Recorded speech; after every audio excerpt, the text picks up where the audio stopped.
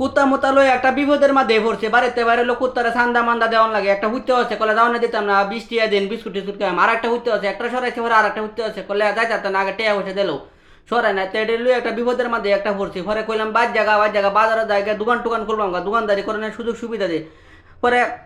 বাধ্যতামূলক হয়ে একটা এনার্জি বিস্কুট কিনলাম, কিনে করলাম যে এটা সাইজনে বন্ধ করে রাখা, দিনকাল বালা হইলে ব্যবসা বাণিজ্য বালা হইলে পরে খাওয়াই আমনে। আমরা তো আর তররা ছবি তুললে ফেসবুকে কই না যে এই ছবি থেকে ইনকাম তররা খাওয়াম, কইতে হইব এই যে বিস্কুট টিস্কুট খাওয়াইলাম, কইছে আইস না লগে আমার ব্যক্তি পদ দেখছে কলে বাজারে যাই আমি দোকান দেখবো, আমি কইছি দোকান দেখবেন না, একটা দেয়া আছি আস্তে আস্তে সবার দোকান দেখায় উমায় দেয় না, পরে কেরম সাইকেল তুই লাড়ি লুয়ে দিছে দৌড়ান। আমি কইছি বাড়ি যা হারাম দাদার দল, আর একটা ইন্দা যায় আর একটা দক্ষিণে যায় একটা উত্তরে যায়, এটা কি তামসা শুরু করছে কুত্তা মুত্তা দিহি, মিজাজটা এখন খারাপ হয়ে যাচ্ছে, একটা গিয়ে ধান খেতে লোক আর একটা আমার সামনে আগে খারাপ কয় আমার দাওনে দিত না। আমি বলছি দোকানদারি না করলে খাইবে করতে বিস্কুট রঙে শৈল কাটালে কাজ যায় তোরার নাকি, এটা কইতেছে আর একটা ধান খেতে লুগায় হচ্ছে,